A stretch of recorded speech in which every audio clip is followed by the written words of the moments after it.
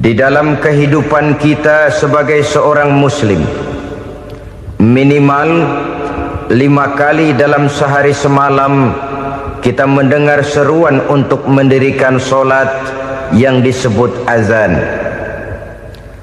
Ada kalimat menarik di dalam kalimat azan itu, yakni seruan hayya 'alal falah, marilah menuju kepada keberuntungan, marilah meraih kemenangan.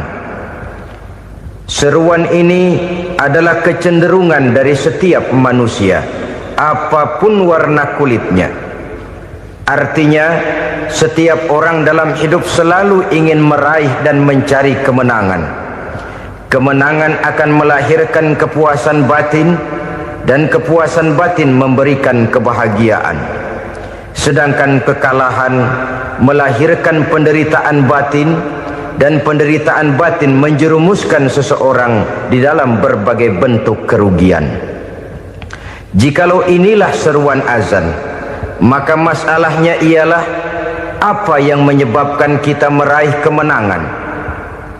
Al-Quranul Karim memberikan tuntunan dan ajaran kepada kita bahwa orang-orang yang memperoleh kemenangan itu tidak lain adalah orang-orang yang bertakwa.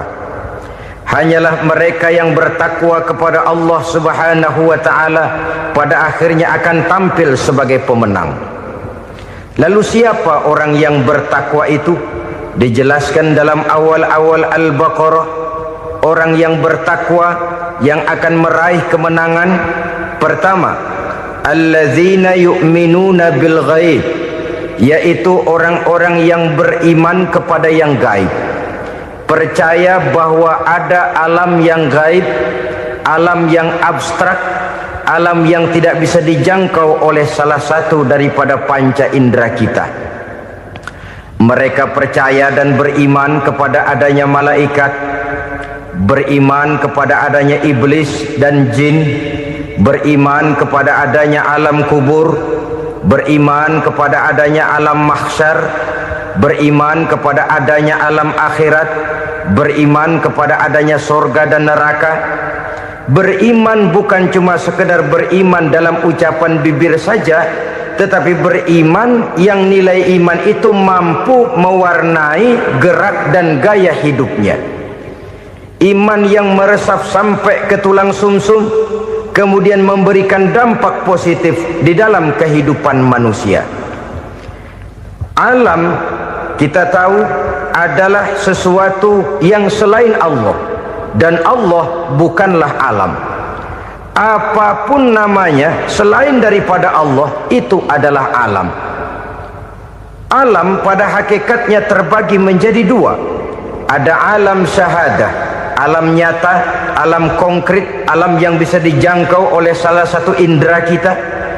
Kemudian ada alam ghaib, alam yang tidak bisa dijangkau oleh panca indera kita, alam metafisika, alam abstrak, alam yang wajib kita imani keberadaannya. Kita percaya bahwa malaikat itu ada, kita percaya kepada jin, bahwa jin itu ada, kita percaya kepada adanya iblis dan setan. Bukan percaya kepada iblis dan setannya, percaya bahwa iblis dan setan itu ada. Itu termasuk salah satu daripada sifat orang yang bertakwa kepada Allah. Saudara-saudara kaum muslimin rahimakumullah, kecenderungan pembangunan yang lebih bersifat materialistis biasanya menggeser aspek kehidupan rohani. Orang berpikir empiri, dan dalam pola pikir yang demikian maka alam gaib tidak lagi mendapat perhatian. Aspek kehidupan yang bersifat rohaniah malah mulai ditinggalkan. Akibatnya terjadilah kepincangan di dalam kehidupan kita. Pernah ada satu pengalaman pribadi dalam perjalanan kembali ke tanah air. Dalam pesawat di sebelah kanan saya duduklah seorang Jerman namanya Heiner Simonsen. Iseng saya ajak kenalan, saya ajak ngobrol, saya tanya dia. Saya bilang, Mas Henner ini. Kalau pesawat yang kita tumpangi ini jatuh ke bawah, kira-kira apa yang bakal terjadi, Mas? Dia bilang, kita semua akan mati. Begitu? Iya. Oke. Apa itu mati? Tanya saya. Dia bilang, untuk tahu apa itu mati, kita harus tahu lebih dahulu apa itu hidup. Saya pikir nih bule bisa ngomong juga. Baiklah kata saya. Apa hidup menurut Anda itu? Oh, hidup itu dia bilang, kalau seluruh anggota badan kita bekerja secara normal, paru-paru memompa darah secara normal, jantung berdetak secara normal, sel-sel tubuh bekerja secara fit, dan organisme tubuh hanya mau bekerja secara normal, dia bilang, kalau kita memberi makan yang cukup, menu yang teratur, dan gizi yang lengkap. Saya bilang, kesimpulannya apa, Ner? Dia jawab, hidup adalah dari tangan ke mulut. Life is from the hand to the mouth, kata dia. Hidup adalah dari tangan ke mulut. Jadi masalah hidup tidak lebih daripada masalah isi perut. Orang pergi pagi, pulang sore, peras keringat, banting tulang, perut yang dibelain. Saya bilang, you are wrong. Sampean salah, Ner. Kamu orang Islam bukan? Bukan. Pantas. Kenapa saya salah? Dia bilang, ya jelas salah. Salahnya di mana? Kamu ini manusia. Kalau hidup cuma dari tangan ke mulut, saya bilang, kambing di kampung saya juga begitu pikirannya, Ner. Itu kambing di kampung saya, asal perutnya kenyang, sudah hidup dia. Perkara besok bagaimana, lusa prospeknya macam mana, bulan depan ada apa, kambing nggak pernah mikir. Di kampung saya kambing juga pikirannya begitu. Kamu Kristen ya? Tadinya. Loh kok tadinya, lalu apa sekarang kamu ini? Dia bilang, sekarang saya netral. Saya tidak beragama, tapi saya percaya kepada Tuhan sebagai pencipta alam. Saya ingat benar dia bilang, I haven't any religious, but I believe to God as the creator of the world. Kenapa bisa netral begitu, Ner? Habis saya bingung katanya. Islam bilang Islam baik, Kristen bilang Kristen baik, Hindu Buddha bilang Hindu Buddha baik, semua agama baik. Saya netral sekalian, nggak beragama. Yang penting saya percaya kepada Tuhan. Saya bilang, Ner, kamu ini kayak orang mau beli celana, lalu bingung. Yang satu bilang Levi's bagus, yang satu bilang Blue Jean hebat, yang satu bilang Wool England hebat. Celana ini hebat, celana itu bagus, celana ini hebat, semua celana bagus, kamu bingung. Akhirnya netral, tidak pakai celana. Itu juga salah.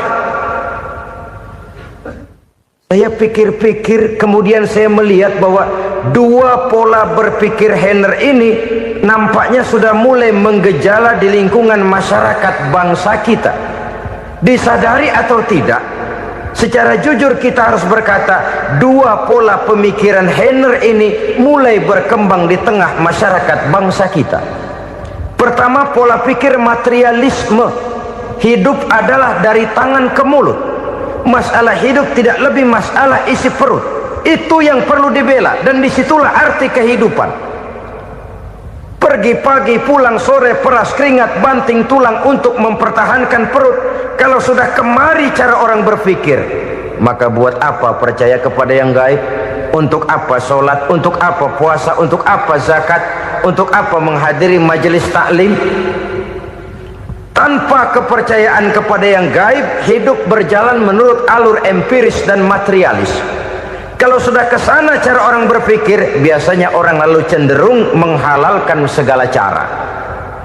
Hanyalah orang yang percaya bahwa akhirat ada, hanyalah orang yang percaya bahwa alam kubur itu ada, hanyalah orang yang percaya bahwa malaikat itu ada, hidupnya akan lebih terarah dan terkendali.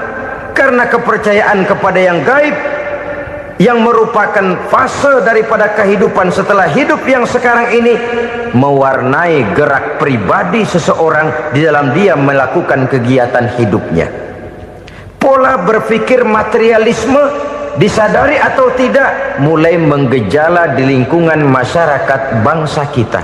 Hidup tidak lebih dari urusan tangan ke mulut, mulut ke tangan, tangan ke mulut. Asal perut sudah kenyang, hiduplah sudah. Perkara bagaimana prospek hari yang akan datang, bagaimana akhirat, tidak jadi persoalan. Ini yang oleh Nabi diperingatkan, ad-dunya sijnul mu'min wa jannatul kafir. Dunia adalah penjara bagi orang beriman dan surga bagi orang kafir. Dulu di zaman Belanda hadis ini pernah disalah tafsirkan, disalah artikan, digunakan sebagai senjata untuk mengkebiri dan membuat impoten umat Islam. Sudahlah umat Islam gak usah macam-macam, kata Belanda. Dunia ini kan penjara buat orang Islam, surga buat orang kafir. Di penjara jangan bertingkah.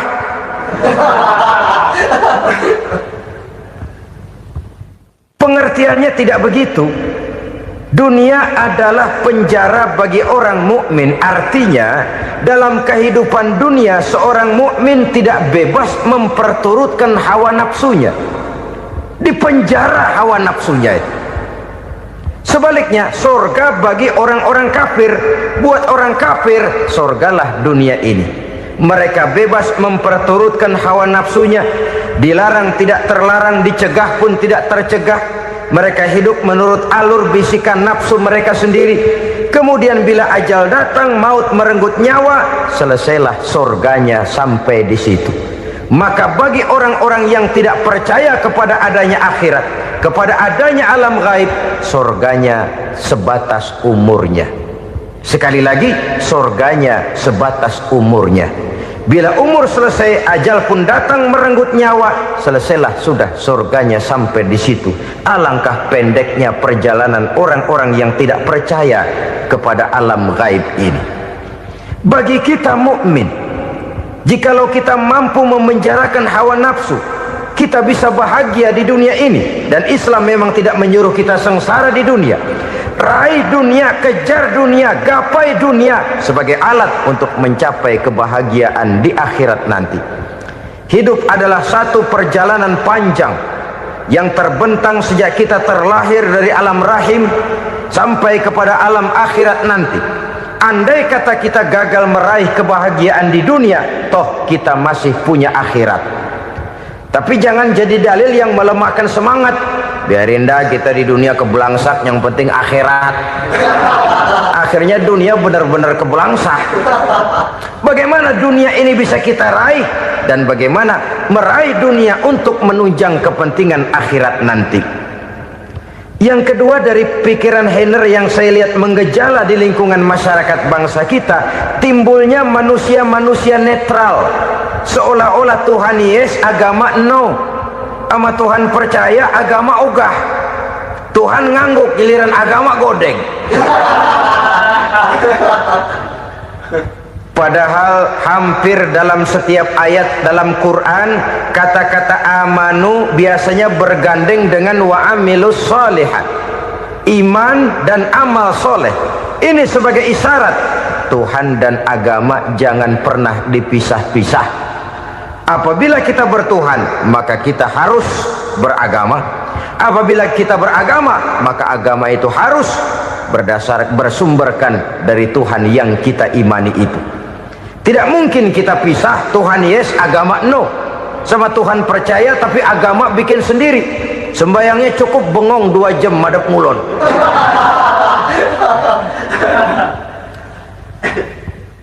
Saudara-saudara kaum muslimin rahimakumullah.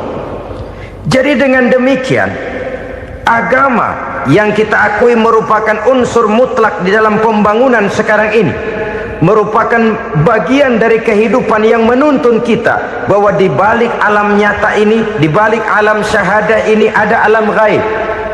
Dan mudabbir, murabbi, yang mengatur, yang menguasai, yang memelihara baik dia alam nyata, baik dia alam gaib, tidak lain adalah Allah Subhanahu wa ta'ala. Di sana ada satu super power, satu maha kekuatan yang kita perlu bersandar kepadanya. Sebagai makhluk nyata yang hidup di alam nyata, berbuatlah secara nyata sebagaimana harusnya kita berbuat. Karena Islam jelas bukan agamanya orang pemalas. Islam jelas bukan agamanya orang yang mengajarkan setelah selesai sholat boleh duduk, nggelenggem ayam-ayam, ndelohom, menghitung bintang di langit sambil menunggu keajaiban. Tidak. Islam adalah agama yang mengajarkan apabila sholat sudah selesai kamu kerjakan, bertebaranlah di permukaan bumi, cari karunia Tuhanmu. Jangan hidup berpangku tangan menunggu keajaiban. Karena hidup bukan undian. Jangan berharap untung besar tanpa mau peras keringat.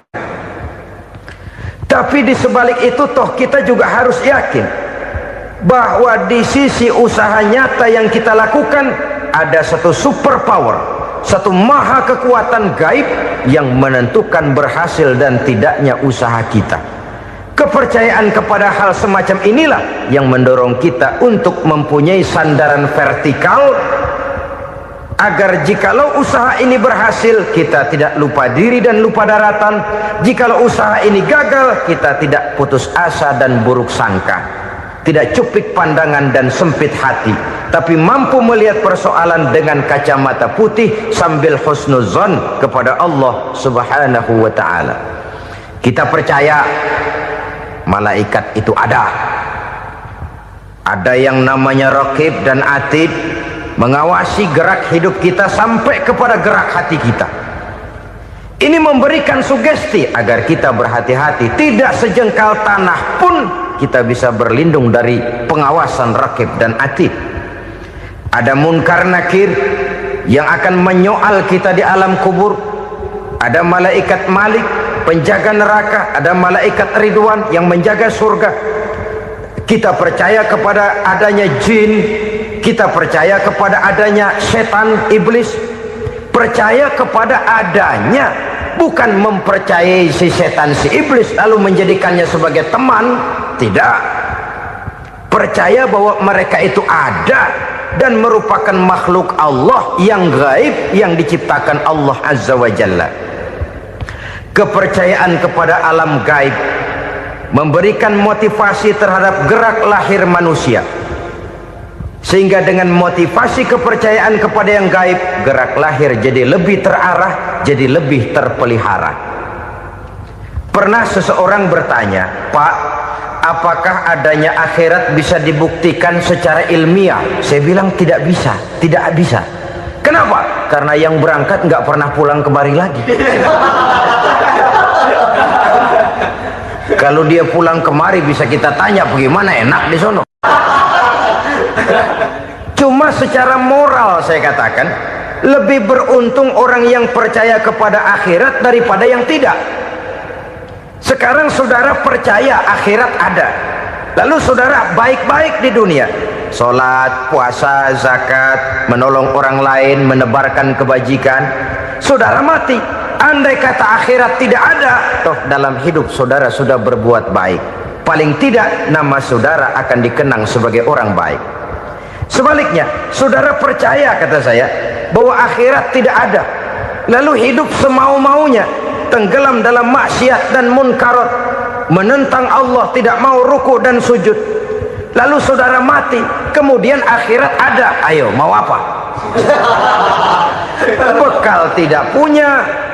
Jadi secara moral lebih beruntung orang yang percaya kepada adanya akhirat daripada yang tidak percaya. Dan itu alam gaib yang tidak bisa dibuktikan secara eksat. Jangankan untuk membuktikan seperti itu, dalam kehidupan sehari-hari saja yang kita rasakan tidak selalu berbentuk toh. Angin, bagaimana sih bentuknya angin? Kita tidak tahu. Merah, buktinya kalau dikerok merah. Yang merah itu kulit, yang kulit kita bukan anginnya. Sakit, rasa sakit itu ada, tapi bagaimana bentuk sakit kita nggak pernah tahu.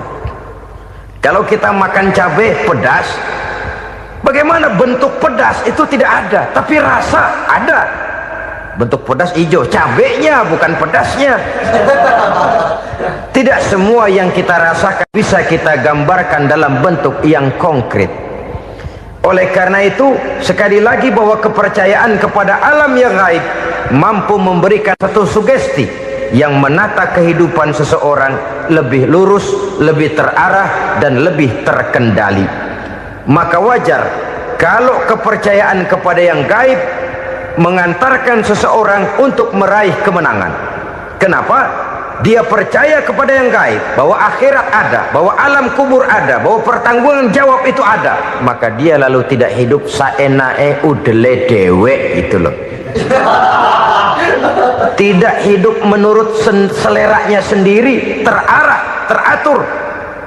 Ini cirinya yang pertama. Orang bertakwa yang akan meraih kemenangan, mereka beriman, mereka percaya kepada yang gaib. Bahkan hal-hal konkret saja selalu berangkat dari yang gaib. Saudara-saudara, para remaja, para pemuda sekarang ini tidak pernah tahu toh siapa yang akan jadi teman hidup saudara. Kita bisa saja ngerancang, mentargetkan, tapi toh akhirnya yang namanya jodoh bukan kekuasaan kita. Rezeki di luar kemampuan kita. Begitu juga ajal, maut, jodoh, ajal adalah contoh-contoh konkret bahwa pada akhirnya yang gaiblah yang menentukan. Bertahun-tahun ngelancong, emang jodoh seret, nggak jadi.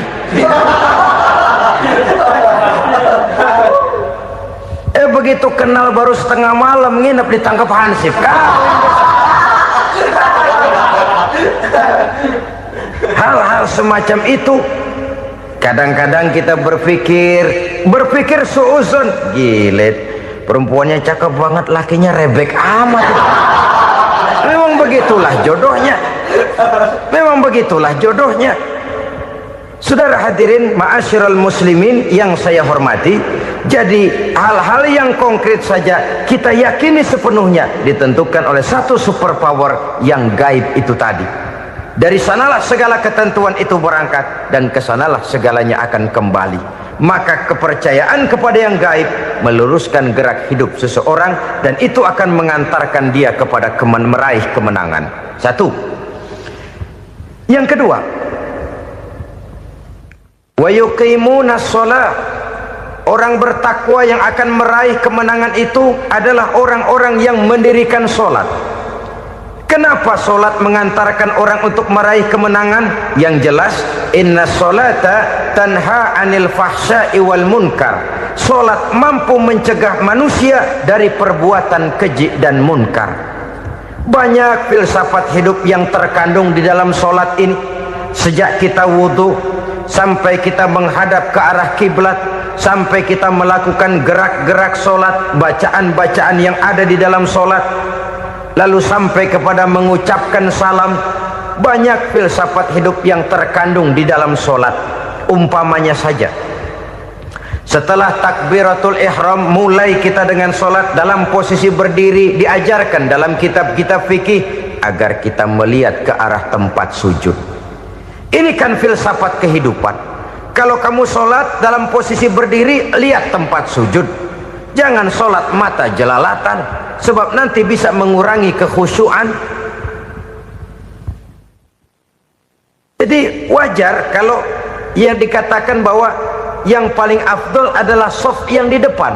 Kenapa? Secara harfiah pengertiannya akan lebih mengundang kekhusyuan. Kenapa? Kalau kita di shaf paling depan di masjid umpamanya paling banter kita lihat tembok. Tapi kalau kita shaf di tengah atau di belakang, orang-orang di depan kita pun akan kelihatan. Yang bajunya loreng, yang bajunya genggang, yang bajunya macam-macam. Kita lihat, kadang-kadang kita pikirin, ada yang bajunya bolong. Kita sholat tapi dalam hati, nih orang bajunya robek yang nggak tahu apa. Ada saja hal-hal yang mengusik kekhusyuan kita. Oleh sebab itu diajarkan dalam posisi berdiri, lihat, arahkan pandangan matamu kepada tempat sujud. Ini kan filsafat kehidupan. Maksudnya apa? Kalau lagi diri lihat dong tempat sujud. Kalau udah di atas ingat dong sama yang bawah. Kalau sudah tinggi, ingat dong dari mana kamu berangkat. Kalau sudah berkuasa, bantu dong yang lemah. Kalau sudah kaya, santuni dong yang miskin. Kalau sudah alim, bimbing dong yang awam. Ini filsafat kehidupan. Dalam posisi berdiri, kau lihat tempat sujud. Ini akan melahirkan kepekaan sosial, di mana seseorang mau tahu kepada orang lainnya.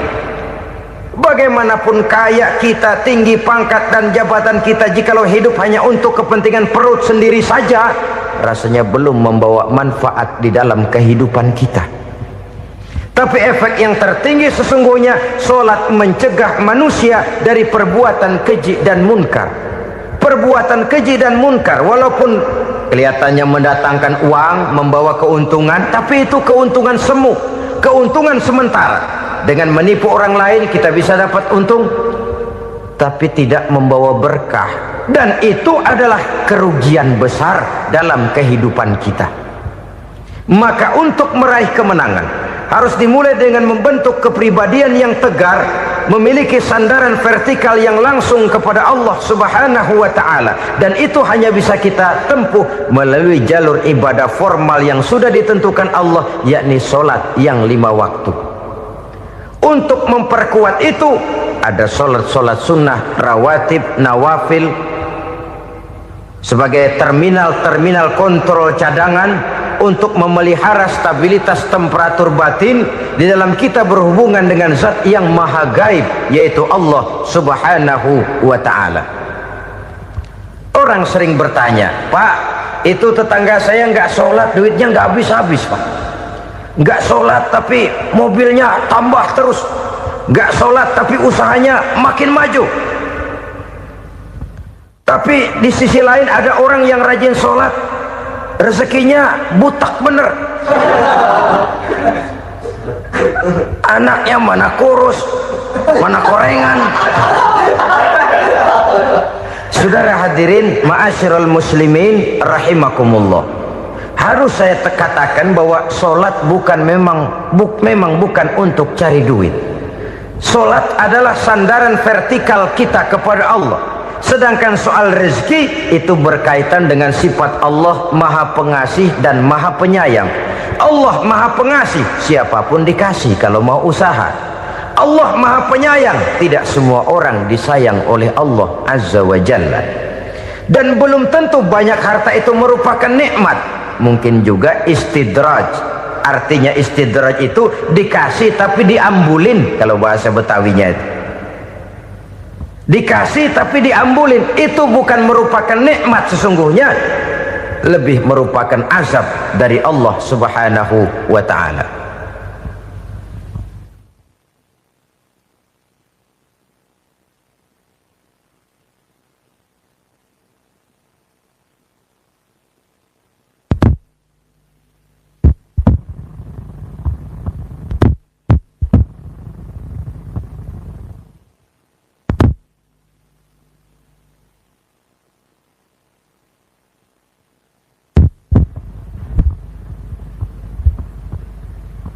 Agama mempunyai sistem solat, dan kita umat Islam telah dituntun oleh Allah Subhanahu wa ta'ala yang wajibnya 5 kali dalam sehari semalam mendirikan solat, dan itu tentu berada dalam jangkauan kemampuan manusia.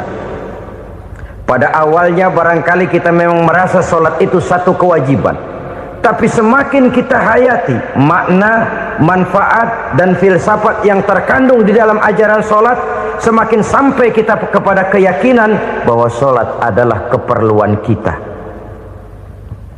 Sehingga pada waktu tertentu dinilai puncaknya, kita tidak lagi akan berkata saya wajib solat, tapi kita akan berkata saya perlu solat.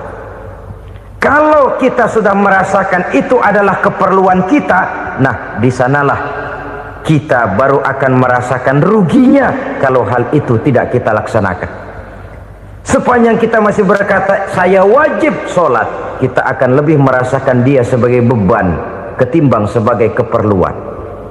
Yang jelas Allah tidak memerlukan ibadah yang kita laksanakan ini. Dengan kata lain,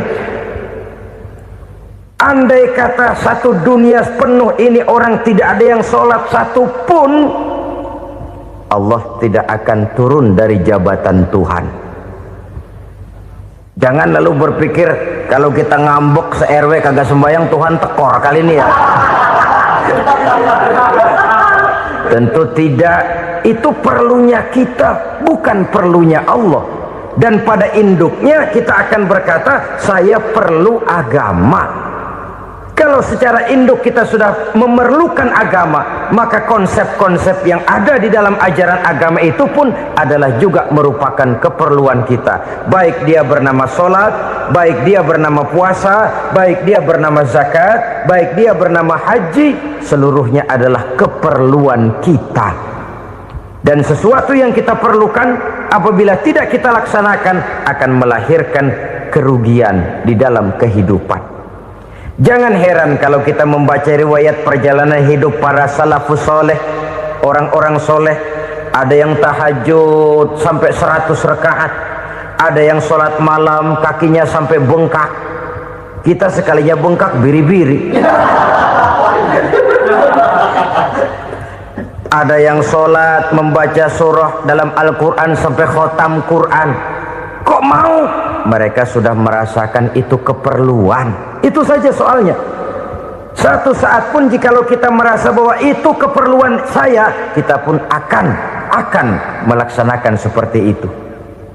Keperluan saya dalam kehidupan. Inilah yang kedua. Yang ketiga, orang bertakwa yang akan meraih kemenangan itu, wa mimma razaqnahum yunfikun. Mereka membelanjakan sebagian daripada rezeki yang diberikan Allah kepada mereka. Mereka infakkan di jalan Allah. Ada satu dialog menarik. Satu hari seorang anak muda bertemu dengan seorang kakek-kakek yang sudah dikenalnya baik.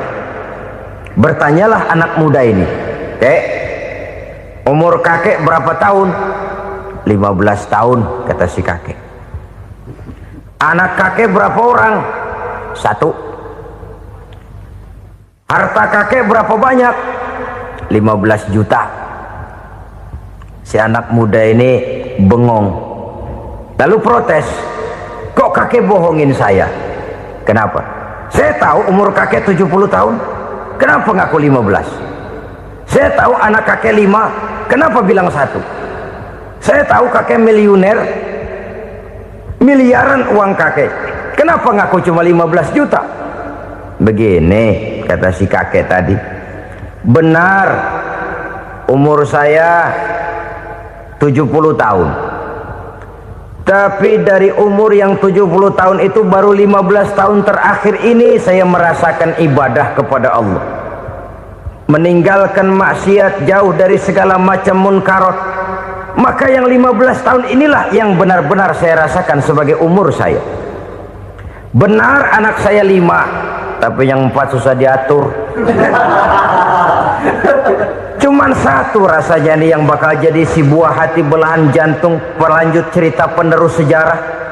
Cuma 1 ini yang saya harapkan, yang akan jadi anak soleh, yang akan membuat saya menerima pensiunan pahala. Kalau yang 4 apek dah, nggak ada harapan. Yang 1 nyekek botol melulu. Oh begitu, iya. Lalu kenapa kakek bilang harta kakek cuma 15 juta padahal saya tahu kakek uangnya miliaran, depositonya banyak? Ya karena 15 juta itulah yang saya ingat yang pernah saya belanjakan di jalan Allah. Saya merasa itulah harta saya yang sebenarnya. Yang miliaran yang saya simpan di bank kelak, kalau satu saat saya mati akan jadi rebutan di antara anak-anak saya. Iya kalau anak saya soleh kayak yang 1 ini. Kalau yang 4 tadi udah tulen dia bakal berantem dah berebut tuh. Jadi 15 juta yang saya belanjakan di jalan Allah inilah yang saya merasakan benar-benar harta saya yang sesungguhnya. Dialog ini patut menjadi bahan renungan kita bersama. Diberikan kita umur 40, 50, 60, 70, 80. Berapa tahun dari umur yang diberikan itu yang jalan mulus, yang kita gunakan untuk melaksanakan ibadah? Banyak harta kita simpan di bank, di lemari, di dompet, di tas. Tapi berapa yang sudah kita depositokan di jalan Allah yang akan menemani kita di hari kita kembali nanti? Maka orang bertakwa yang akan meraih kemenangan, wa mimma razaqnahum yunfikun, mereka membelanjakan sebagian dari rezeki yang diberikan Allah di jalan Allah subhanahu wa ta'ala. Ma'asyiral muslimin rahimakumullah, zahirnya memang kita memberikan kepada orang lain, tapi hakikatnya kita menyimpan untuk diri kita sendiri. Kita memberikan kepada yatim piatu 25.000, zahirnya kita memberikan si yatim, hakikatnya kan kita cuma nyimpan.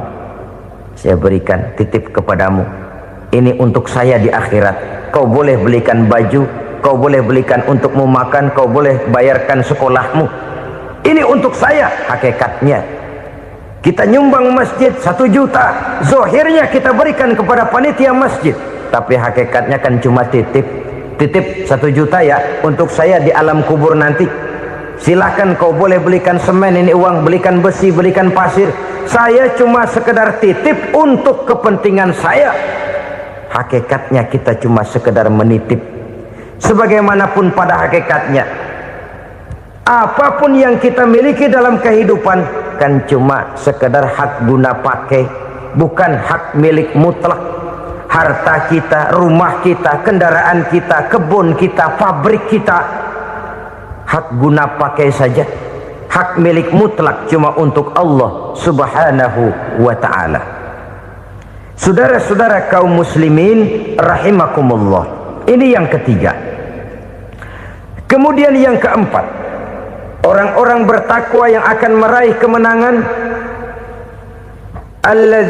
allazina yu'minuna bima unzila ilaika, mereka yang beriman, mereka yang percaya kepada apa yang telah diturunkan kepadamu Muhammad, ay Al-Quran, yakni Al-Quranul Karim.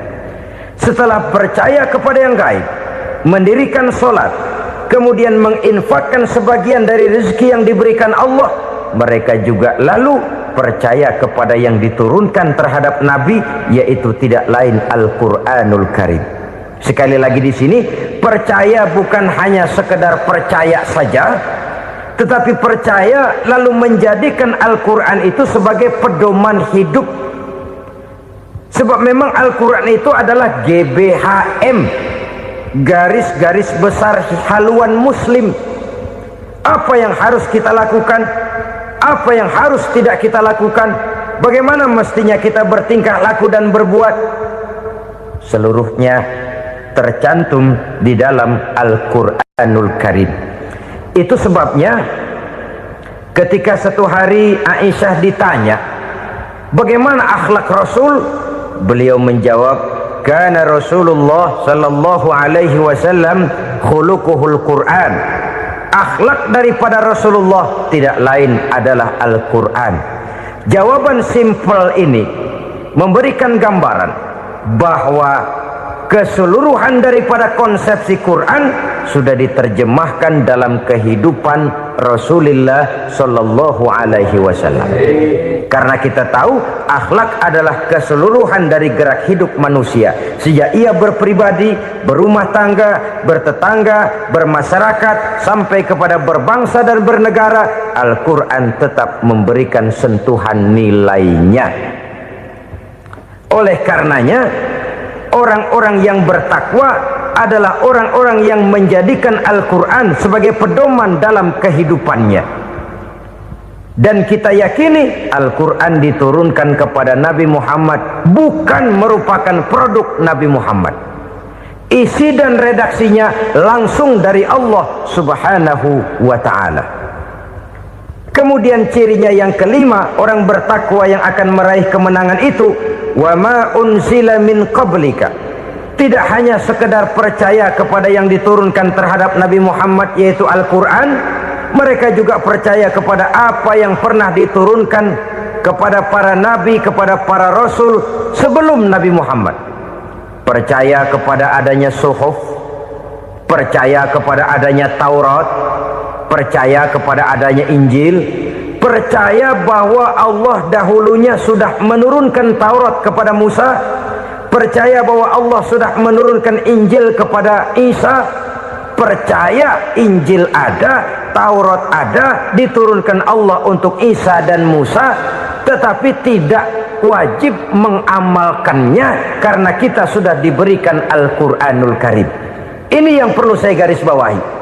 Kita percaya Allah telah menurunkan Injil dahulu kepada Isa. Kita percaya bahwa Allah telah menurunkan Taurat dahulunya kepada Nabi Musa. Kadang-kadang ini dijadikan dalih, dikacaukan pengertiannya. Quran saja mengajarkan bahwa orang yang bertakwa harus percaya kepada Injil, maka pakailah Injil. Apalagi kalau ayat sebelumnya ditilap, dihapus, dihilangkan, Injilnya yang ditekankan, maka akan terjadilah penekanan yang salah arah. Karena salah arah akhirnya bisa merusak dan menghancurkan akidah. Ketika Rasul suatu saat pernah ditanya orang, "Ya Rasul, bagaimana sikap kita sebagai muslim terhadap Injil yang ada sekarang?" Beliau menjawab, "La tukadzibuhu jami'an wa la tusaddiquhu jami'an." Jangan didustakan seluruhnya, jangan juga dibenarkan semuanya. Artinya, ini sudah merupakan gambaran dari Rasul bahwa dalam Injil yang ada sekarang masih ada ajaran-ajaran tauhid yang dibawa oleh Nabi Isa dan diajarkan kepada umatnya. Tapi juga dalam Injil yang sekarang ini sudah terkena intervensi dan investasi manusiawi. Karena itu Rasul menyimpulkan, la tukadzibuhu jami'an wa la tusaddiquhu jami'an. Jangan didustakan semua, jangan dibenarkan seluruhnya. Kita memang percaya Allah telah menurunkan Injil kepada Nabi Isa dulu, tapi kita tidak wajib mengamalkan Injil. Kita percaya Allah telah menurunkan Taurat kepada Nabi Musa, tapi kita tidak wajib mengamalkan kitab ajaran Taurat. Yang wajib kita percayai dan kita amalkan hanyalah Al-Quranul Karim. Kenapa? Oleh karena baik yang ada di dalam Taurat, baik yang ada di dalam Injil, tentu tercakup di dalam Al-Quran sebagai kitab terakhir yang diturunkan oleh Allah Subhanahu wa Ta'ala. Dan itu wajar. Kalau seorang pejabat mau mengeluarkan satu keputusan baru, tentu dia harus meninjau keputusan-keputusan lama. Andai kata dianggap tidak berlaku, dianggap tidak relevan lagi, maka keputusan-keputusan lama itu tentu sudah dianggap tidak berlaku. Sebagian daripada aturan-aturan dalam keputusan lama yang masih dianggap relevan tercantum dalam keputusan baru yang wajib diamalkan. Begitulah hubungannya antara Al-Quran, Taurat, Zabur, dan Injil. 4 kitab samawi yang diturunkan Allah masing-masing kepada Zabur untuk Nabi Daud, Taurat untuk Nabi Musa, dan Injil untuk Nabi Isa alaihi wassalatu wassalam. Ketiga-tiga kitab itu kita percayai adanya. Kita yakini Allah telah menurunkan Zabur, Taurat, dan Injil, tapi kita tidak wajib mengamalkannya. Yang wajib kita mengamalkannya sekarang ini tidak lain hanyalah Al-Quranul Karim saja, karena ia mencakup apa yang ada di dalam Zabur, apa yang ada di dalam Taurat, dan apa yang ada di dalam Injil. Keotentikannya bisa dipertanggungjawabkan. Ya, tapi kan Nabi Muhammad sudah mati 14 abad yang lalu, dan di zaman beliau Al-Quran kan belum dikodifikasikan, belum ditulis. Bagaimana keotentikannya bisa dipertanggungjawabkan? Mudah saja. Allah berjanji, "Inna nahnu nazzalna dzikra wa inna lahu lahafizun." Kami yang menurunkan Al-Quran dan kami yang akan menjaga dan memeliharanya. Allah turunkan Quran, Allah menjaganya. Bagaimana cara Allah menjaga Al-Quran itu? Banyaknya orang-orang yang hafaz Al-Quran. Hafaz Al-Quran 30 juz, 114 surah, 6.666 ayat. Sehingga jangankan satu kata, jangankan satu ayat, satu kalimat saja berubah sudah akan timbul reaksi dan mudah dimengerti. Kenapa? banyak orang-orang yang hafaz Al-Quran. Sedangkan pada setiap akhir tahun biasanya malaikat Jibril selalu mengadakan checking terhadap ayat-ayat yang diturunkan pada waktu itu. Di zaman Nabi sendiri sudah ada usaha kodifikasi. Dan yang lebih luar biasa lagi, sampai hari ini tidak seorang pun mampu membuat satu ayat saja semacam Al-Quran. Ke bahasa manapun dia diterjemahkan, naskah aslinya tetap ikut, rujukan dasarnya tetap ada. Berdasarkan itu maka tidak mungkin terjadi penyelewengan terhadap atau pemalsuan terhadap ayat-ayat Al-Quranul Karim. Kesuciannya, keotentikannya, kemurniannya bisa dipertanggungjawabkan. Ma'asyiral muslimin rahimakumullah. Oleh karenanya, konsepsi dasar daripada ajaran Islam ini memang tidak lain adalah Al-Quran dan Sunnah. Isi daripada agama Islam yang merupakan iman, Islam dan ihsan, konsepsi dasarnya tidak lain adalah Al-Quran dan Sunnah Rasulullah Sallallahu Alaihi Wasallam. Maka yang kita perlukan sekarang ini adalah terjemahan Al-Quran di dalam kehidupan kita. Dengan demikian, maka gaya kehidupan yang lebih Qurani itulah yang kita dambakan. Kita perlu memang terjemahan Quran dalam bahasa Inggris, dalam bahasa Belanda, dalam bahasa Jepang, tapi yang lebih kita perlukan adalah terjemahan Quran di dalam kehidupan kita. Konsekuen, tidak memanipulasi, ringan sama kita jinjing, berat sama kita pikul. Jangan kalau lempengan ayat Quran tuh kira-kira enak diamalin, keras teriakan kita. Giliran kira-kira ayat Quran itu mukul kepala kita sendiri, diam kita. Itu ciri yang pernah disindir Allah dalam awal-awal Baqarah juga. Ciri beragamanya orang yang munafik. Kullama adha'a lahum masyawfih, kata Allah, wa iza azlama alaihim qamu. Apabila terang mereka jalan, apabila gelap mereka berhenti. Artinya kalau kira-kira di Islam nguntungin, rame-rame pada teriak Islam. Tapi ketika diminta untuk berjuang, ketika dituntut untuk berkorban, rame-rame mengundurkan diri. Nasib agama tidak ubahnya seperti daun pisang yang dikait orang di tepi jalan lantaran tak berpayung di ketika hari hujan. Manakala hujan usailah sudah, daun itu pun dicampakkan di tepi jalan, diinjak pula orang nan lalu. Artinya orang menjadikan agama cuma sebagai lipstick, decoration only, tidak konsekuen. Hanya pada saat-saat kelihatannya Islam membawa keuntungan, rame-rame orang teriak-teriak tentang Islam. Tapi jikalau diminta berjuang, jikalau dituntut untuk berkorban, biasanya rame-rame juga mengundurkan diri. Jangan heran kalau mayoritas hitungan kita, tapi minoritas peranan kita. Kuantitas kita dalam jumlah, tapi dalam kualitas kita lebih sering jadi penonton daripada jadi pemain. Padahal itu sangat tidak boleh terjadi. Umat Islam di Indonesia harus bangkit. Umat Islam di Indonesia harus sadar akan keberadaannya. Tidak boleh hanya jadi penonton berpangku tangan, karena memang agama kita juga mengajarkan untuk konsekuen di dalam menjabarkan ajaran-ajaran daripada agama kita. Kita sering jatuh menjadi umat yang lemah oleh karena kita ini tidak pandai menggalang kebersamaan yang diakibatkan tidak konsekuennya kita. Diistilahkan bahwa umat Islam di dalam menggalang kebersamaannya itu harus seperti orang main sepak bola. Saudara-saudara kan tahu orang main sepak bola itu. Orang main sepak bola, kalau pertandingan belum dimulai sih silakan saja kumpul di luar lapangan, atur strategi yang baik. Tapi kalau pertandingan sudah dimulai, turun ke lapangan hijau, jangan kumpul terus. Ada sepak bola gotong royong, mundur-mundur rame-rame, depan ke depan kumpul melulu mainnya. Kalah. Orang main sepak bola itu ya harus ada penyerang tengah, harus ada penjaga gawang, harus ada strikernya, harus ada kiri luarnya, kanan dalamnya yang jadi backnya.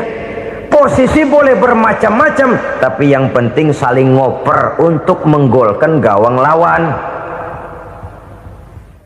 Begitulah umat Islam ini.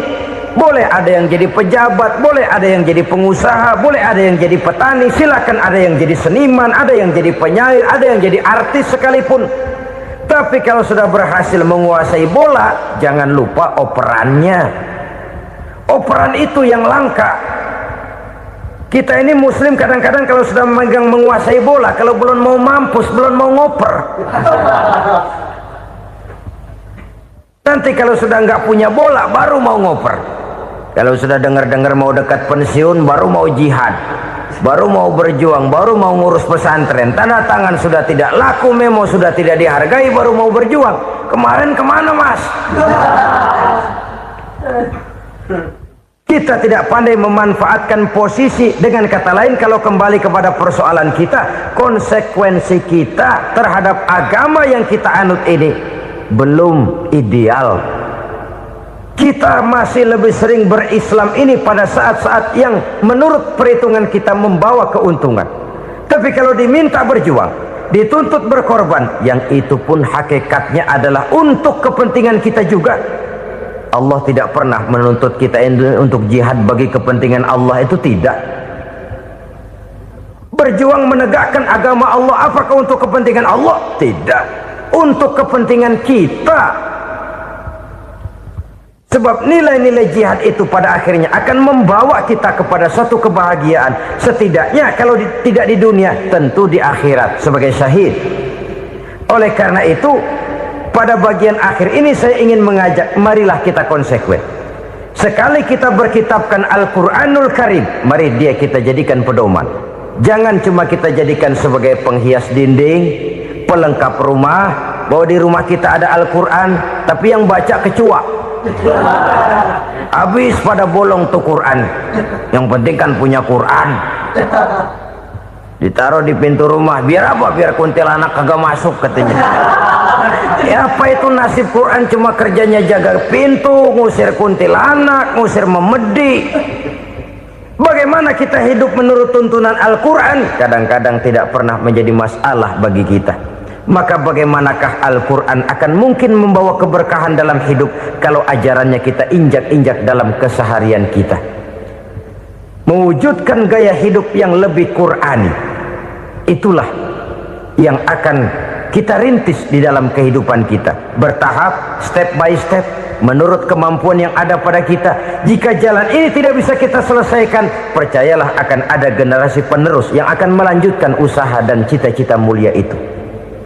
Jadi percaya kepada Taurat, percaya kepada Injil, sekadar percaya Allah dahulunya sudah menurunkan itu, tapi kita tidak wajib mengamalkannya. Kenapa? Generasi Injil masa berlakunya sudah kedaluarsa. Taurat masa berlakunya sudah kedaluarsa. Injil pernah berlaku untuk orang Nasrani di zaman Nabi Isa. Taurat pernah berlaku untuk orang Yahudi di zaman Nabi Musa. Setelah generasinya berlalu, datang Rasul penutup yang membawa Al-Quranul Karim, maka Al-Quran itulah yang berlaku menjadi pedoman sampai hari akhir nanti. Jangan jauh dari Al-Quran, karena apabila ini kita lakukan, maka kita akan kembali kepada satu gaya hidup yang jauh dari tuntunan agama, dan itu artinya kita akan semakin jauh untuk meraih kemenangan. Saudara-saudara kaum muslimin rahimakumullah, yang keenam, yang terakhir, orang-orang bertakwa yang akan meraih kemenangan itu wabil akhirati hum yuqinun. Mereka percaya, mereka yakin seyakin-yakinnya akan adanya hari akhir, di mana seseorang akan mempertanggungjawabkan seluruh perbuatannya di dalam hidup ini, dan tidak ada satu perbuatan yang bagaimana kecilnya sekalipun yang tersembunyi dalam pandangan manusia yang tidak akan dibukakan persoalannya di mahkamah Qadi Rabbul Jalil di akhirat nanti. Itulah sebabnya maka percaya kepada akhirat disebut secara khusus Padahal di awal tadi sudah dijelaskan yu'minuna bil ghaib, percaya kepada alam gaib, dan alam gaib ini termasuk akhirat. Kenapa pada bagian akhir disebut lagi akhirat?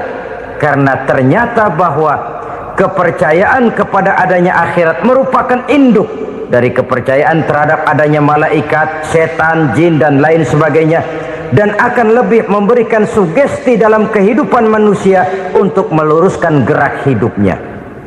Jikalau satu saat tergerak hati akan berbuat kejahatan, ingin mencuri, sadarlah, awas ada akhirat. Sebab kalau kita cuma teriak awas ada polisi, itu cuma tertunda sementara. Begitu polisi meleng, embat. Kalau kita ingin berbuat jahat cuma berteriak awas ada hansip, cuma sementara ketika hansip itu ada. Tapi kalau ceritanya awas ada akhirat, mau menyeleweng awas ada akhirat, mau berjudi awas ada akhirat, mau mencuri awas ada akhirat.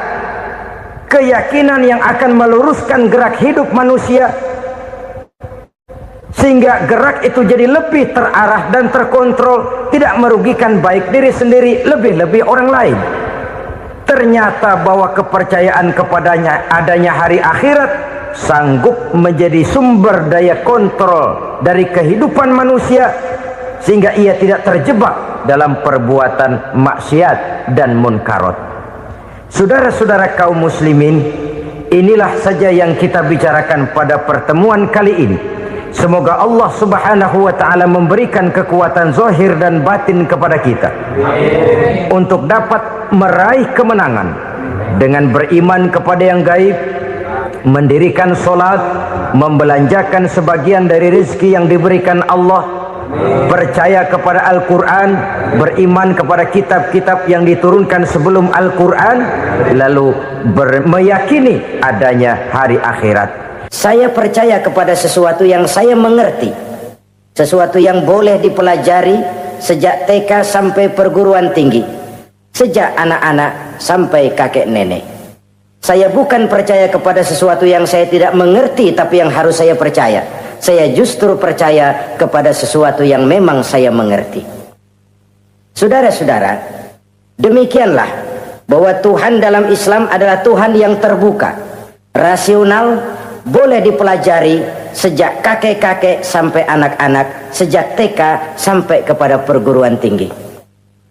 Lalu yang kedua, masih menurut kata dia, saya adalah pengagum Amerika, dia bilang. Sebagai penegak hak-hak asasi manusia, sebagai pahlawan demokrasi yang pagi-pagi sudah mencanangkan di dalam dia punya Declaration of Independence bahwa semua manusia dilahirkan sama, all men are created equal. Saya kagum dengan itu. Sampai pada satu saat, menurut cerita dia, saya berada di New York, saya mau masuk sebuah restoran, saya tertegun ketika saya akan masuk.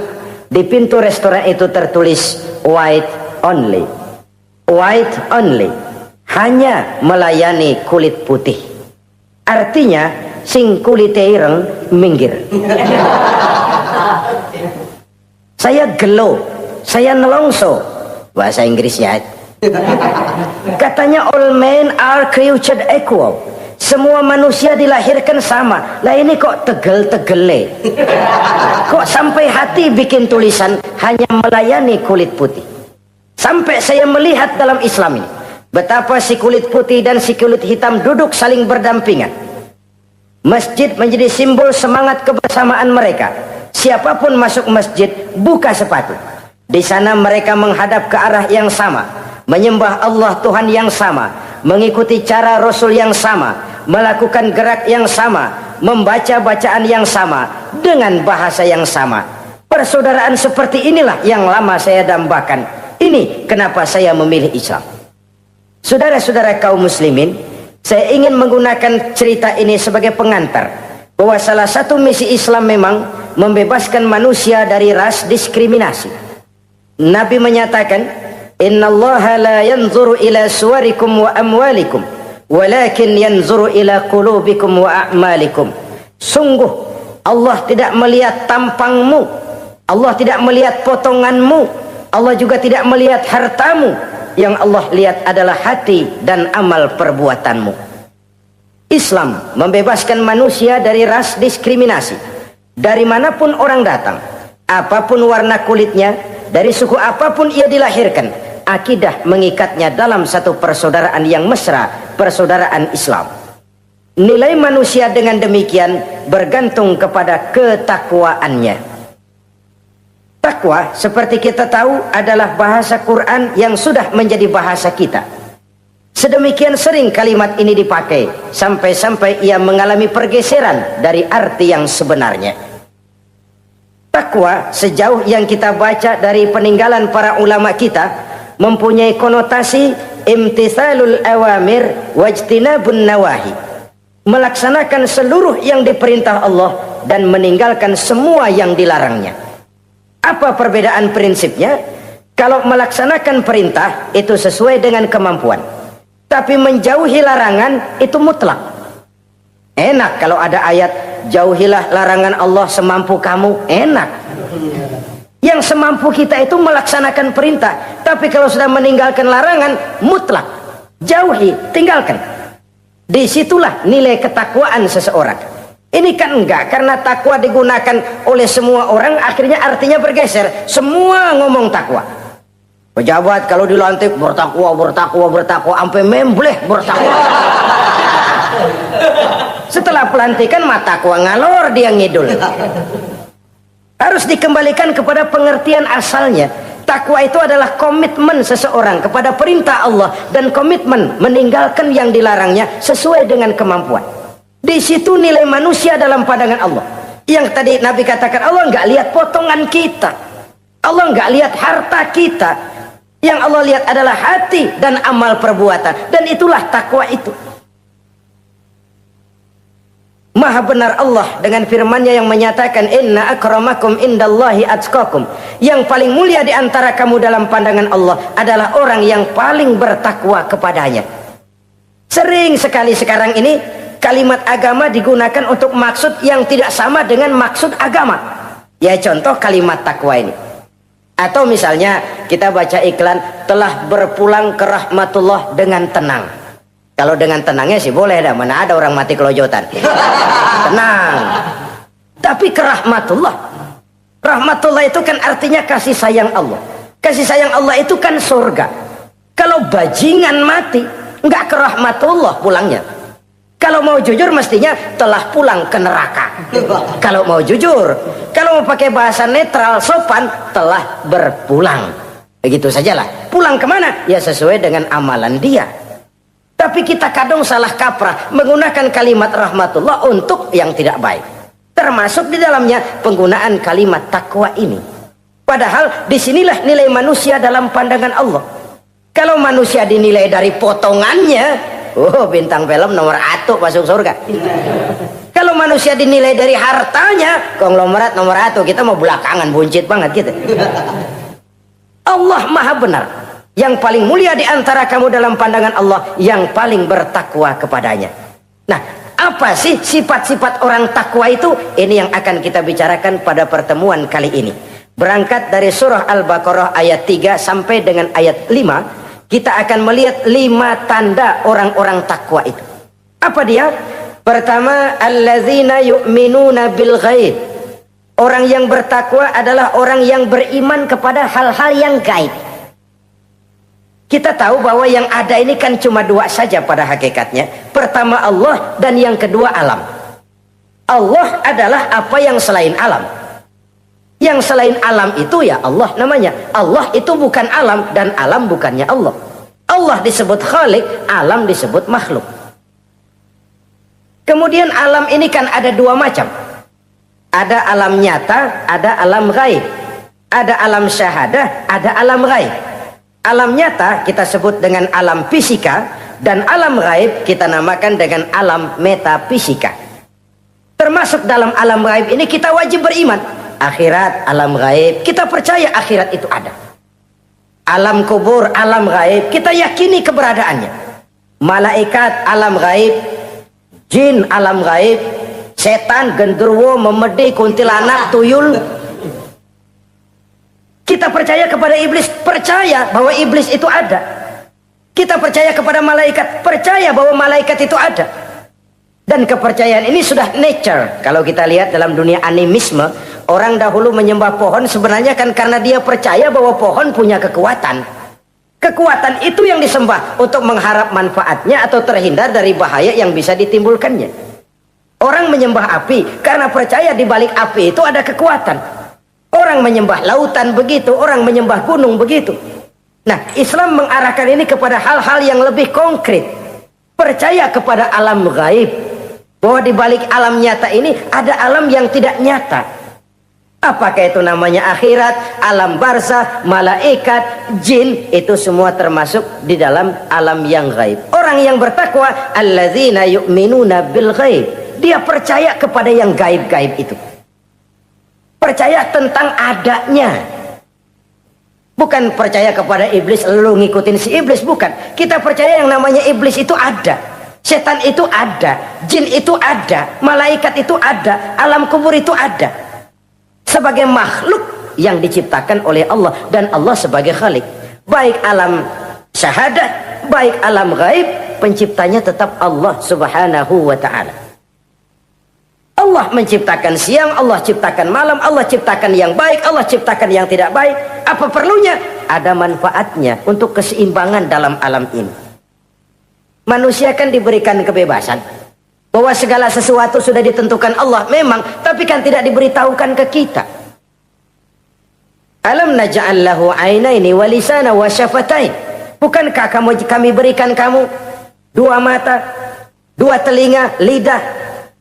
Bukankah kami berikan kamu kemampuan untuk berpikir? Kami berikan tunjukkan dua jalan, yang baik, yang tidak baik. Kira-kira manusia, ini jalan kebaikan, akhirnya akan sampai ke surga. Ini jalan kejahatan, akhirnya akan sampai ke neraka. Silakan kamu memilih.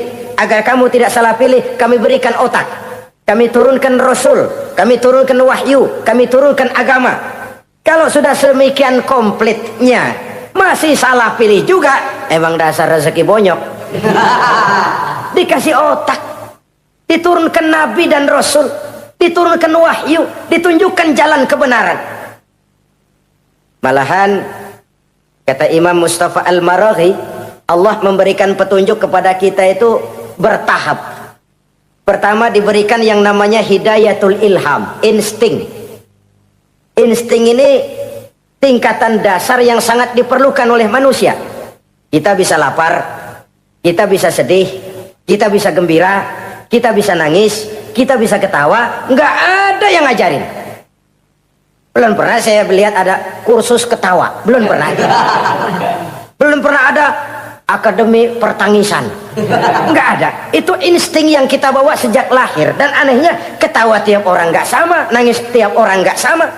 Itu insting. Bayangin kalau itu nggak ada, kita nggak bisa sedih, nggak bisa gembira, kita nggak bisa ketawa, nggak bisa nangis, polos hidup ini kayak boneka. Nggak ada insting. Nah, ini juga diberikan kepada binatang. Binatang kan cuma instingnya insting rendah. Binatang marah bisa marah, tapi perasaan mulia binatang nggak punya.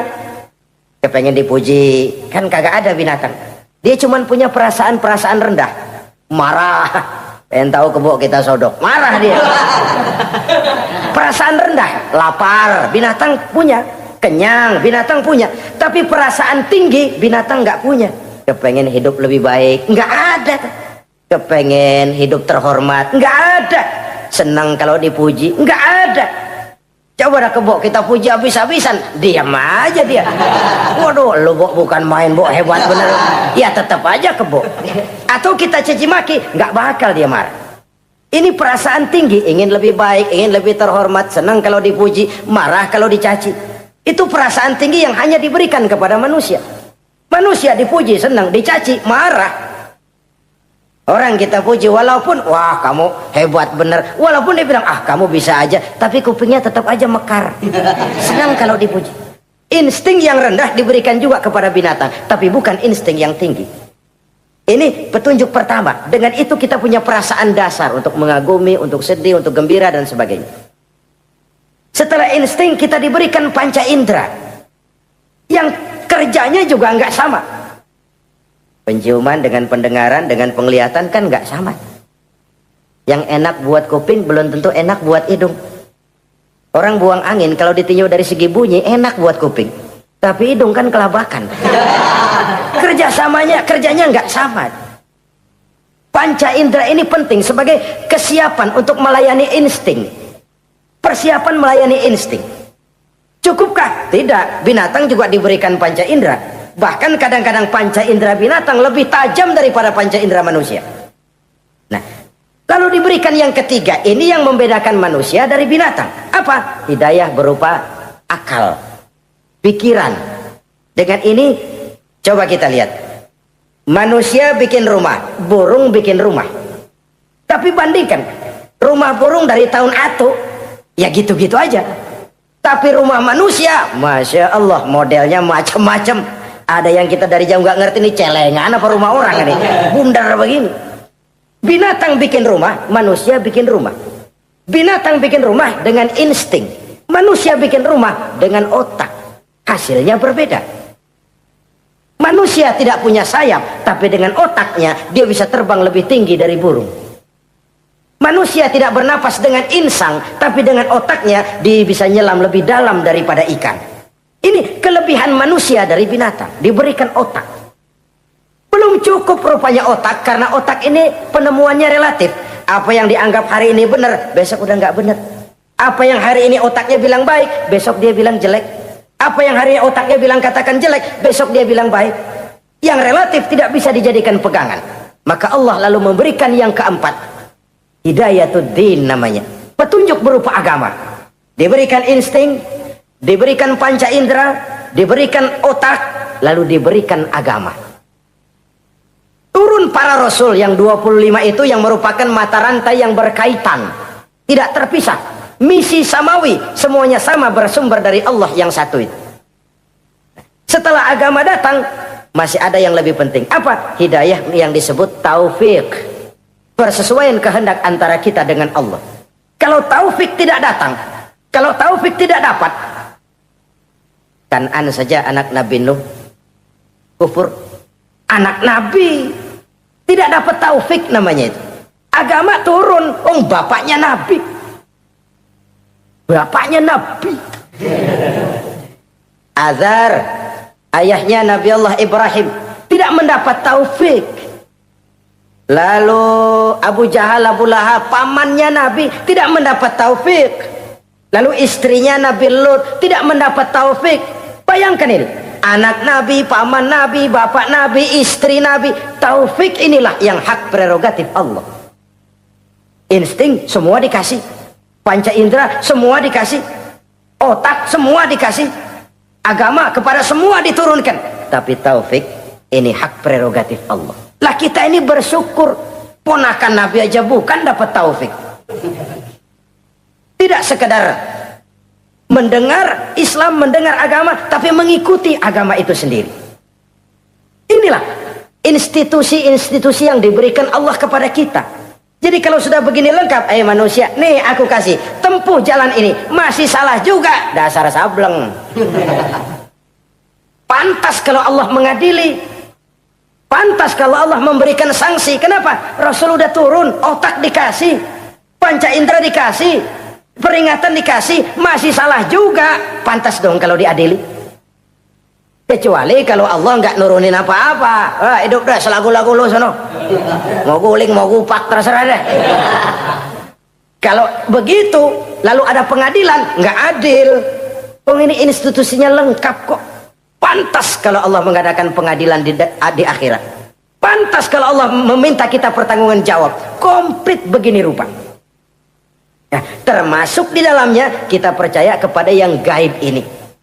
Bahwa ada yang tidak nyata di balik yang nyata ini. Ada yang kita percaya kebaikannya. Ada yang kita percaya sekedar percaya saja. Kayak setan, iblis, kita percaya adanya. Tapi kan nggak wajib ngikutin. Termasuk mempelajari ilmu-ilmunya setan, ilmu-ilmunya iblis. Tenung, santet, nujum-nujuman, ramal-ramalan, itu kan ilmu-ilmunya setan, ilmu-ilmunya iblis. Belajar saja pun jangan, belajar saja pun nggak boleh, apalagi sampai mengamalkannya. Karena tatkala kita belajar apalagi mengamalkan, kita sudah bersekutu dengan setan dan iblis. Nauzubillah summa nauzubillah. Ini yang pertama. Jadi orang yang bertakwa itu sifatnya yang pertama, dia percaya kepada yang gaib. Di balik yang nyata ada yang tidak nyata. Lah, saudara-saudara, jangankan yang alam seperti ini ya, alam kubur, alam akhirat. Masih di alam nyata ini saja ada sesuatu yang hanya kita bisa rasakan tapi nggak bisa kita lihat, nggak bisa kita pegang. Contohnya angin. Ada tuh, kita rasain tapi kan nggak bisa kita pegang. Bentuknya bagaimana kita nggak tahu. Wah, merah pak, kenapa? Buktinya dikerok. Itu mah merah kerokan, bukan warna angin merah. Sesuatu yang ada tapi hanya bisa kita rasakan. Pedas, makan cabai pedas. Pedas itu ada, tapi kan abstrak. Mana sih pedasnya? Nggak bisa kita pegang, nggak bisa kita lihat, tapi kita rasain. Oh, itu yang hijau mah cabai, mang. Pedasnya mana pedasnya? Sesuatu yang cuma ada rasa, tanpa bentuk, tanpa bisa kita jamah. Ini satu langkah untuk mengantar kita memahami yang gaib, yang masih dalam alam nyata saja. Ada sesuatu yang kita cuma merasakan adanya, tapi kita nggak bisa lihat, kita nggak bisa pegang. Makanya ada orang tanya, Pak, itu kalau orang mati dibacain Fatihah di sono apa pahalanya nyampe tuh?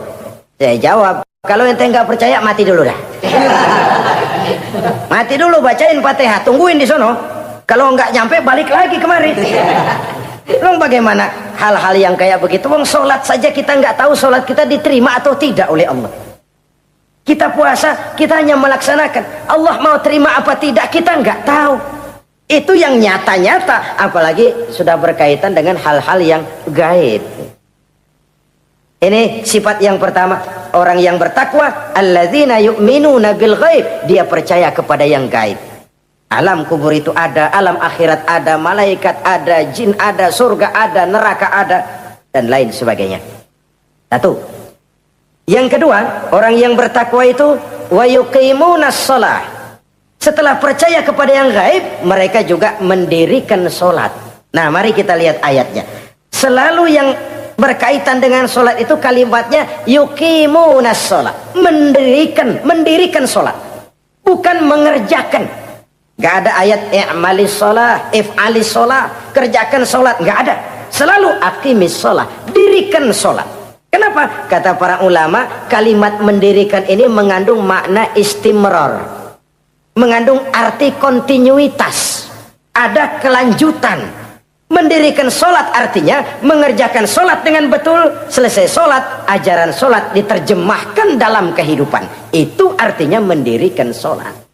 Nah, kalau dilihat dari sisi ini, banyak di antara kita yang sudah mengerjakan sholat tapi belum mendirikan sholat.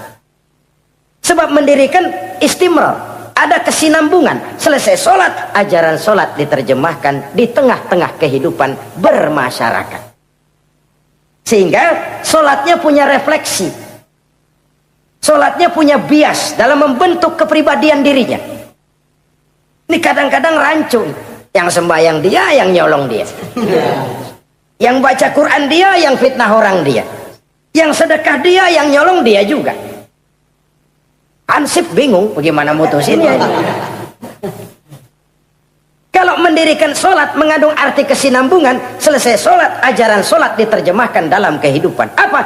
Banyak tentunya. Misalnya sholat melahirkan sikap rendah hati, melahirkan keikhlasan, melahirkan sifat jujur, melahirkan sifat disiplin, dan lain sebagainya. Dan itu diterjemahkan dalam kehidupan. Kita lihat, ini anggota badan kita yang paling terhormat kan kepala. Kalau bercanda sama teman, dipegang tangan, kita masih senyum. Dipegang kaki kita masih senyum. Tapi kalau pala dikeplakin, jengkel bukan main. Kenapa? Al-Mukarram itu adanya di sini, otak, di kepala. Tapi kepala yang kita hormati ini, ketika sujud di hadapan Allah, sama rendahnya dengan telapak kaki kita. Allahu Akbar. Yang besar cuma Allah. Manusia, kepala sama rendah dengan telapak kaki. Kesadaran ini membias, selesai sholat, kembali ke masyarakat, sombongnya hilang. Apalagi ikhlas. Sholat itu kan lillahi ta'ala. Orang mau puji apa tidak, enggak soal. Orang mau bilang ini, mau bilang itu, soal lain. Yang penting ini saya kerjakan lillahi ta'ala, karena Allah saja, bukan karena yang lain. Disiplin. Sehari semalam 5 kali kita lapor kepada Sang Maha Komandan. Bagaimana tidak akan tercegah dari perbuatan yang keji dan munkar? Seorang prajurit saja, kalau sehari semalam 5 kali dia lapor kepada komandannya, saya yakin dia tidak akan sempat melaporkan yang tidak baik. Pantas kalau Al-Quran memberikan jaminan solat mampu mencegah manusia dari perbuatan yang keji dan munkar. Masih ada yang tanya, Pak, katanya sembahyang mencegah orang berbuat jahat. Iya, teman saya kok sembahyang nyolong ayam. Bagus, sembahyang nyolong ayam. Coba nggak sembahyang, nyolong motor. Gedean lagi yang dicolong. Dan sebenarnya itu bukan jawaban, itu cuma logika saja. Yang benar adalah solatnya belum berfungsi. Dia baru mengerjakan solat, belum mendirikan solat. Inilah yang kalau kita jujur mau bicara, inilah problem kita sekarang ini. Mengislamkan orang Islam. Bagaimana dari mengerjakan solat kita menjadi mendirikan solat. Agar solat itu membuahkan hasil berupa pembentukan kepribadian. Di tengah-tengah kehidupan sosial kemasyarakatan. Kalau tidak, ya sekedar terjebak kepada rutinitas. Pergi haji begitu, pulang haji bikin gila. Masuk Ramadan begitu, selesai Ramadan ya tetap begitu. Ibadah tidak memberikan bias dalam pembentukan pribadi. Itulah sebabnya digunakan kalimat yuqimunas sholat, mendirikan sholat, yang mengandung arti berkesinambungan. Selesai sholat, jiwa dan semangat, ajaran dan filsafat sholat diterjemahkannya dalam kehidupan sehari-hari. Saudara-saudara kaum muslimin rahimakumullah. Sifat yang ketiga dari orang takwa adalah wa mimma razaqnahum yunfiqun. Mereka menginfakkan sebagian dari rizki yang diberikan Allah kepada mereka. Rizki menurut definisi yang diberikan para ulama kita, ar-rizqu bimakna al-ata hissiyan kana aw ma'nawiyan. Rizki adalah pemberian, baik yang abstrak maupun yang konkret. Selama ini kita sering mengartikan rizki hanya dalam bentuk uang, sehingga rizki kita dibatasi oleh pengertian kita sendiri. Padahal tidak cuma uang, ilmu adalah rizki, jabatan dan kedudukan adalah rizki, otoritas dan wibawa juga rizki, anak, istri, suami juga rizki. Ketika ayat ini mengatakan wa mimma razaqnahum yunfiqun, mereka menginfakkan sebagian dari rizki, yang dimaksud di sini adalah rizki yang konkret dalam bentuk materi, uang, benda dan lain sebagainya.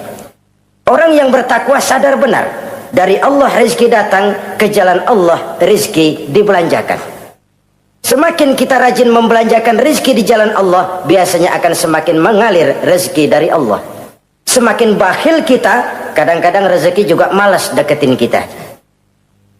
Yang keempat, orang yang bertakwa itu alladzina yu'minuna bima unzila ilaika wa ma unzila min qablik. Mereka beriman, mereka percaya kepada apa yang diturunkan terhadap Muhammad, yaitu Al-Quran, wa ma unzila min qablika, dan apa yang telah diturunkan sebelum kamu, yaitu Taurat, Zabur dan Injil. Orang yang takwa percaya bahwa Allah dahulu telah menurunkan Taurat kepada Musa, Allah telah menurunkan Zabur kepada Nabi Daud, Allah telah menurunkan Injil kepada Nabi Isa. Percaya sekadar percaya, tidak wajib mengamalkan ajarannya. Kita percaya Taurat itu kitabnya Allah, Injil dahulu yang diturunkan kepada Nabi Isa kitab Allah, Zabur kitab Allah. Percaya sekadar percaya, bukan percaya kemudian mengamalkan, bukan. Karena dengan turunnya Al-Quran, maka seluruh kitab-kitab terdahulu sudah tercakup di dalam Al-Quran. Orang yang bertakwa percaya kepada apa yang diturunkan terhadap Nabi Muhammad. Apa itu? Al-Quranul Karim. Bagaimana kepercayaan kita kepada Al-Quran? Bahwa dia kitab suci yang isi dan redaksinya langsung dari Allah, yang kita membacanya beribadah, mengerti atau tidak mengerti artinya. Akan lebih baik setelah bisa membaca, mengerti, kemudian mengamalkannya dalam kehidupan kita. Saudara-saudara, kalau kita adakan konteks ini di mana-mana, modernisasi, globalisasi, kemajuan sering membawa pergeseran nilai. Dulu, ini zaman dulu ya, waktu listrik belum masuk desa, kita rasakan betul kalau masuk kampung berasa banyak orang Islam, padahal rumah pakai lampu templok, lampu tempel, paling banter patromak. Tapi kita masuk kampung berasa kok banyak orang Islam. Kenapa? Suara Al-Quran kedengaran dari rumah-rumah. Kenapa? Ada anak-anak muda lagi latihan baca barzanji. Kenapa? Ada patayat, santri-santri wanita lagi baca sholawatan. Kenapa? Nenek-nenek lagi ngapalin sifat 20 sembari nyisik. Wujud artinya ada, maka mustahil Allah. Zaman dulu terjadilah modernisasi, listrik masuk desa. Apa yang kita lihat? Rumah pada terang, terus televisi main gede-gedean, lalu radio kaset main kenceng-kencengan. Tergeserlah suara Al-Quran, apalagi sholawatan, apalagi barzanjian. Apa tidak boleh? Ya boleh saja. Apa tidak bagus? Ya bagus saja. Tapi kalau harus menggeser, apalagi menggusur nilai-nilai positif, itu yang kita prihatin. Kan Nabi mengingatkan, la tattabi'anna sunnana man kana qablakum shibran bi shibrin wa zira'an bi zira'in. Kamu akan ikuti tingkah laku orang-orang sebelum kamu. Cuma ikut-ikutannya nggak berasa, sejengkal, lalu sehasta, lalu semeter, lalu 3 meter. Begitu enak kamu ikut-ikutan budaya orang lain, sampai yang kamu ikuti masuk lubang biawak, kamu akan masuk juga ke dalamnya. Inilah kehidupan kita, inilah kehidupan anak-anak kita. Jujur mereka lebih kenal Valentine Day daripada Muharram. Anak-anak kita, anak-anak muslim, kalau kita menghitung Muharram sampai Zulhijjah nggak hafal. Kalau Januari sampai Desember, anak-anak kita bangun tidur hafal. Muharram sampai Zulhijjah, jangan anaknya, bapaknya keder. Kita hanyut oleh budaya-budaya yang, ya bukan saya katakan bukan tidak baik, tapi kalau harus menggeser, apalagi menggusur yang ada kaitannya dengan nilai agama, ini kan ironi. Ikut-ikutan kita sejengkal, semeter, sampai yang diikutin masuk lubang biawak, udah kadang asik ikut, ya ikut juga nyemplung ke dalamnya. Orang sering katakan mula-mula dari nama dulu nih yang kagak begitu kelihatan pengaruhnya. Mula-mula malu pakai nama yang berbau Quran, malu pakai nama yang berbau Islam. Dari nama nanti dia pindah ke pakaian, dari pakaian dia pindah ke pergaulan. Kalau sudah pindah ke pergaulan, dikhawatirkan pindah agama pun nggak terasa. Wah, semua agama sama, semua agama bagus. Lalu bagaimana? Bagaimana musimnya aja. Ironi, menyedihkan, memilukan, bahkan memalukan. Yang tidak boleh kan fanatik kepada guru, yang tidak boleh kan fanatik kepada suku. Kalau kepada agama fanatik itu wajib, dalam arti bukan sempit, berpegang teguh kepada agama. Satu sikap yang wajar, bahwa penganut suatu agama menganggap cuma agamanya yang benar. Itu sikap setiap penganut agama. Orang Kristen begitu, orang Hindu begitu, orang Buddha begitu. Kenapa kalau orang Islam begitu lalu dianggap ekstrim? Sebagai Muslim saya yakin cuma Islam yang benar. Kristen juga akan bilang begitu. Kristen yang benar, Buddha juga akan bilang begitu. Ini fanatisme dan wajar penganut suatu agama menganggap cuma agamanya yang benar. Yang lain juga bersikap begitu. Tapi kalau Islam saja yang bilang ekstrim katanya. Dunia internasional sendiri kadang-kadang kalau sudah ekstremis, teroris, kok cepat sekali alamatnya ke Islam. Saudara-saudara kaum muslimin rahimakumullah, saya kembali kepada soal kita. Begitu enak kamu ikut-ikutan, yang kamu ikuti masuk ke lubang biawak, kamu akan ikut juga masuk ke dalamnya. Maka hati-hati bergaul, maka hati-hati memilih teman, maka baik teman pergaulan, lebih-lebih teman hidup.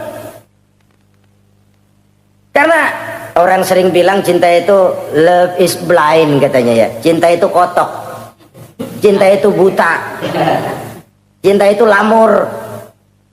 Nggak bisa bedain coklat, nggak bisa bedain yang lain-lain. Orang sering kehilangan pertimbangan. Demi cinta akidah terjual, demi cinta akidah tergadai. Tidak ada kemalangan yang paling malang kecuali kalau kita harus berpisah dengan akidah. Sebab itu modal dasar. Nah, orang yang bertakwa, dia beriman kepada Al-Quran.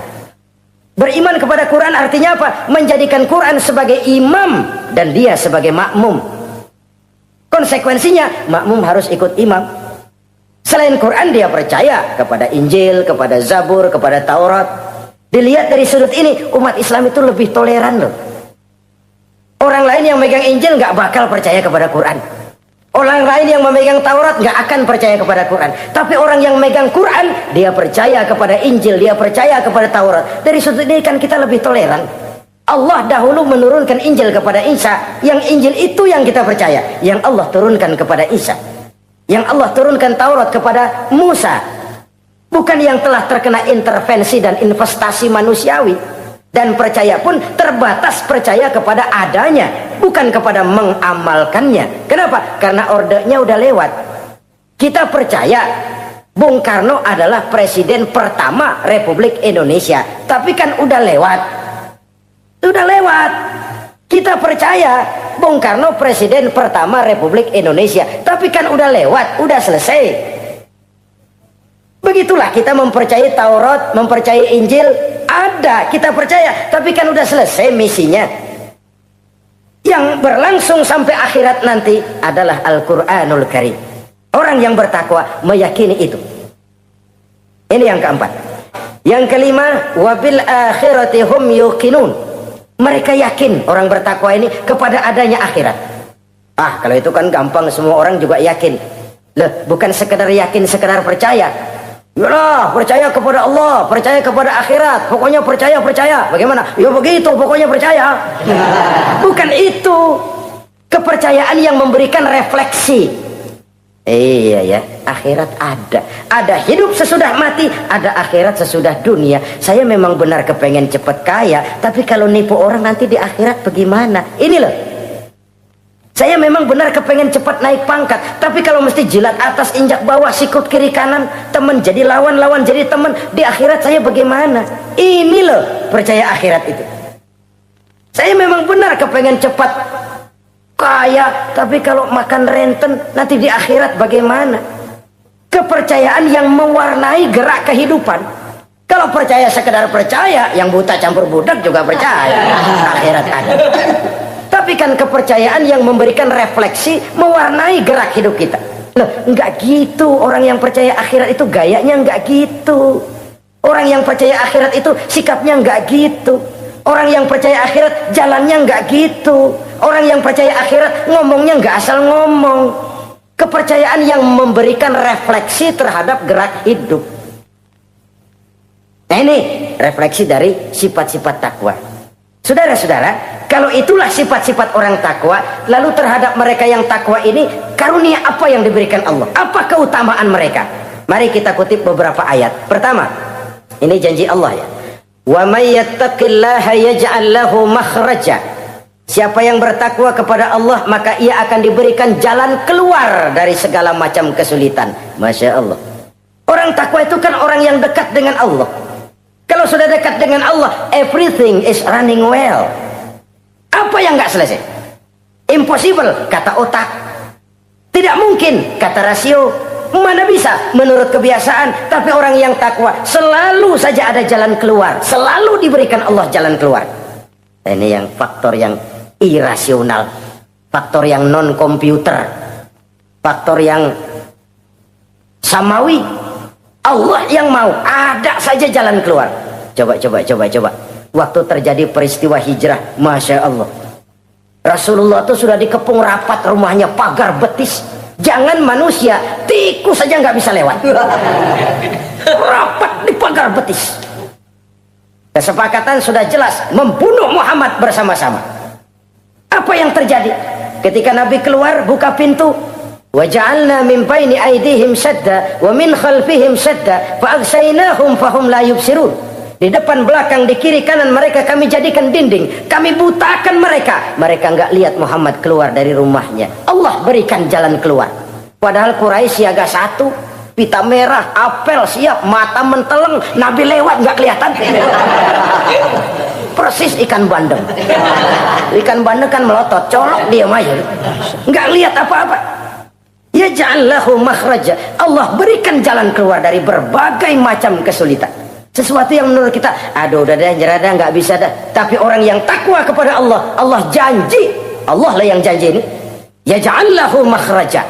Allah akan berikan jalan keluar dari segala macam kesulitan. Kenapa? Dia dekat dengan Allah. Orang yang kayak begitu yang kita takut itu. Doanya ngebul kata anak-anak. Permohonannya didengar, ratapannya dipenuhi. Allah berikan dia jalan keluar. Ada saja jalan keluarnya. Ini keistimewaan pertama dari orang yang takwa itu. Lah kalau Allah yang ngasih jalan keluar, siapa yang bisa mencegah jalan orang kayak begitu? Di pagar betis lolos, di Gua Sur Quraisy sampai ke Gua Sur mencari Nabi. Kalau mereka nengok aja kelihatan. Apa yang terjadi? Dilalah, dadakan. Burung bertelur di bibir goa, laba-laba bikin sarang di bibir goa. Quraisy mikir kalau Muhammad masuk kemari telur berantakan, rumah laba-laba hancur nih, nggak mungkin dia ke sini, cari ke tempat lain. Rumah laba-laba yang rapuh menggagalkan usaha Quraisy yang gagah perkasa. Yaj'allahu makhraja, Allah berikan jalan keluar. Ini yang pertama. Yang kedua, wa yarzuqhu min haitsu la yahtasib. Allah berikan rezeki dia, orang yang takwa ini, dari jalan yang tidak disangka-sangka. Rezekinya mengalir. Kenapa? Dia dekat dengan Allah. Allah maha kaya. Kadang-kadang nih orang kerjaannya sujud doang, mengangkat tangan, rezekinya ada aja. Allah yang kaya, Allah yang maha tahu. Orang yang takwa walaupun gajinya kagak ada, penghasilannya gede. Allah yang memberi. Jangan lupa itu, ada gaji ada penghasilan. Kalau gaji pun ada ukurannya. Kadang-kadang ada orang gajinya kecil, penghasilannya gede. Uangnya jadi lurah musim gusuran. Itu penghasilan. Kalau gaji bisa diukur, tapi penghasilan gede lah. Kalau semeter komisinya sekian kan gede tuh penghasilan. Ada juga yang memang gaji gede, penghasilan gede.